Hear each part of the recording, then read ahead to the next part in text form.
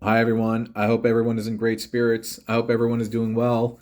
No random irreverent goofy intro for this one. I just wanted to say hi to y'all. Just normally just saying hello, hello, hello, hello. Hey, if this is your first time that you're joining the channel and saying hi to the squad, my name's Botbender Orange and I stumble a lot.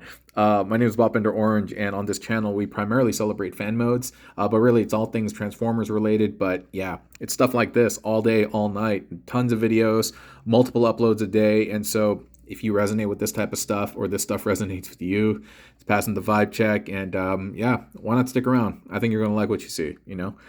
So yeah, let me talk about this guy today. We're going to go over the tutorial, the inspiration, and perhaps even talk a little bit about a conspiracy regarding this part right here. Did you notice that? Did you notice that? Maybe you did when I spun him and you saw Volcanicus's head back there. But yeah, that bit right there, that's the center of controversy right now regarding Crashbar. I've already reached out to Hasbro Consumer Care to see what they want to say about this, but on the box, on the manual, it shows that that head is removable. But if you get the toy, you know that head is not easily removable. It's on a ball peg and it's really, really stuck in that socket. And you got to either unscrew it or there is a way to get it out, like angling it in a weird way, but once you do that you can't get it back on without unscrewing the thing. So I don't know, maybe they had a change of heart because was it Timbo who mentioned this? Timbo's a good friend of the channel, and I think Timbo said that they may have changed that design due to the fact that the toys come without the plastic now. And I'm like, oh, of course, of course. That's the first thing that you'd be able to reach in there and just pop out if it was just so readily available. And so maybe that's what changed their mind. But it is on a 5 millimeter peg, on a 5 millimeter ball joint, and so it works perfectly. And considering I have three crash bars, and I know I'm not going to have them in robot mode, all three of them, all of the time, I've permanently just removed one of the heads to use in my builds, and I think he looks great. Give me 1 second. I think my phone's ringing. That's weird. I thought I heard it vibrating. You ever get that? It's like phantom vibrate. Sometimes it's like I don't even have my phone in my pocket, but I'm like, oh, it's vibrating, and then I look and my phone's not in my pocket. I get that. Yeah, weird, weird. Anyway, you know what's another interesting thing? Back in the day, dude, um, it happens less now, but back in the day when we used to have like flip phones and stuff like that, I don't know if it was because I could detect radiation or something. The phone would be off and it would be in my hands, and I'd be like, yo, somebody's about to call, and very short time later the phone would ring. I swear to you, I swear to you. And my friends always thought it was the weirdest, trippiest thing. I always just felt that I was just sensitive to the vibrations of the transmitting energy because I would know. Anyway, neither here nor there. Also, I've had weird stuff where I'm about to call someone and I'm picking up the phone and they call me randomly out of the blue. And you ever had that? You ever had that? That entanglement out there, the quantum entanglement. You know what I'm talking about? So anyway, sorry. Another thing, if you're new to this channel, dude, I jump around everywhere, dude. My brain is like the House of Pain. Old reference. That's another thing. I do all these deep cuts of old references because I'm a fossil. But yeah, my brain jumps around constantly, constantly, and you can probably figure out why. But yeah, I got a couple of things. Yeah, a couple of things. Let me talk about this guy though. Inspiration, obviously, it was I want to utilize one scrap hook, one crash bar, one core Volcanicus torso, because these are all the new ingredients that have been being released from the Hasbro supermarket. So I'm like, all right, well, if you follow the franchise and you buy the stuff, you probably have these in your pantry. That's why I wanted to whip this up. It doesn't utilize the torso of Crash Bar or Scrap Hook, but it doesn't matter.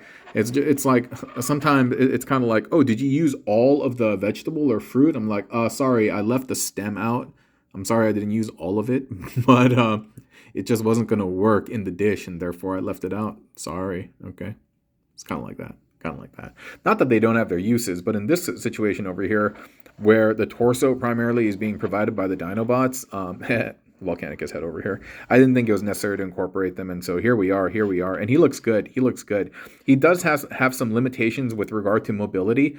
Like he does have knee bend, but like it's gonna break up the sculpt. So he has without breaking up the sculpt, there's a slight knee bend here. But if you wanted to do it all the way, yeah, you could undo that, but it creates this gap. You know what I mean? But it is possible. It is possible. And then his arms, they can do the up down spinny, but they're forever in this angle out like this because of the way the arms are attached. If I lowered it, That's about as low as it can go, actually. And that, yeah. So they're always going to kind of be in this like wide stance, but I'm okay with that. I'm super okay with that. It just looks like he's ready to go. You know, like he's in this cool like A stance. You see all the angles like this and like this, and then like that, like this, like that. Lots of cool angles coming off of this, and so I'm digging that. I'm digging that. And whether you can actually see those angles or not, I guarantee you, your brain translates. Your brain translates them. It understands them, and it knows them, and it finds them pleasing, actually. And so I do take a lot of effort to actually try to make you feel something positive when you look at these builds. Like, ooh, that's tight, or like pleasing. Like, oh wow, that's very, very cool to look at. It's satisfying, and I definitely endeavor to do that. So let me talk about this guy. I don't even know if I'll need to really take him apart. I might take apart the leg just to kind of show you some of the intricate details, but the top perhaps not. Well, you know what? Let's start with the head. Like I mentioned, it's just on a ball peg, but it's a 5 milli. So, you know, you could have the alas poor Yorick moment where he's holding the skull. Shakespeare children. From Omelette, right? Hamlet. I think it's from Hamlet, or is it Macbeth? Now I'm forgetting. I think it's Hamlet. I forget, dude. I had to read all of those back in the day. Midsummer Night's Dream, Romeo and Juliet, Hamlet, Macbeth, Antigone. Antigone? No, Antigone was Plato. See, it's all bleeding together now. Shakespeare stuff and like, but no, Antigone was Greek stuff, right? Or was there? No. Anyway. Now I'm curious. I gotta go look it up later, but that doesn't matter. That doesn't matter. So this is just the Volcanicus torso, and you know I'm just gonna take them off. Yeah, I'll show you. And this entire bit, this is the Scraphook. Oh, that's bright. The Scraphook leg, right? It's been flipped upside down. As you can see, there's a little piece of paper over here where that connection is. But there's this piece. The shin filler is supposed to be there. You remove the shin filler, and then, okay, it came out. So I'm just going to plug it in. And you just plug in the arm right there. Nice and tight. Nice and tight. And then you're going to just plug that into the side of the Volcanicus torso.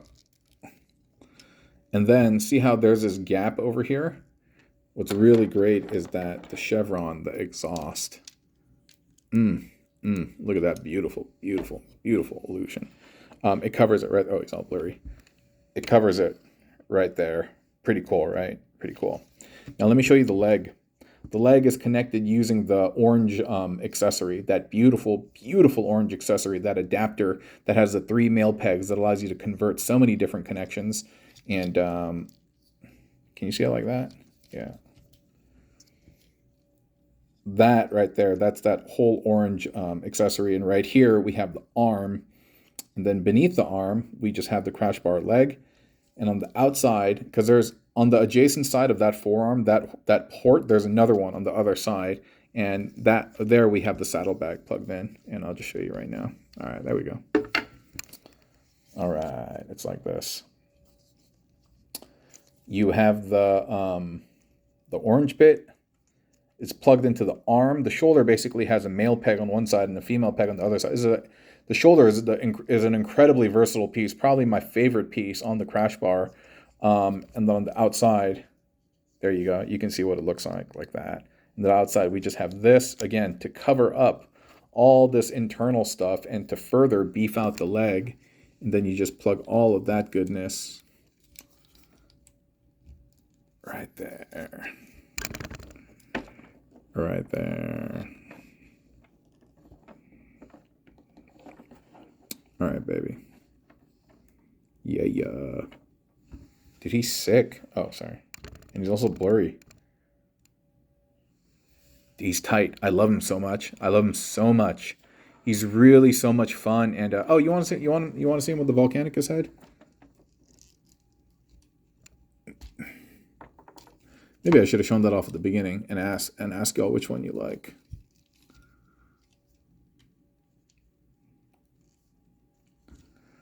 So that's the Volk torso. or Volk head on the Volk torso, which is pretty tight too. You know, that's not bad at all, but I think I like him with the Scraphook head. Right? Right? V1. Toby Wong. Toby Chong. If you know where that's from, yeah, you're a legend. Toby Wong. Toby Chong.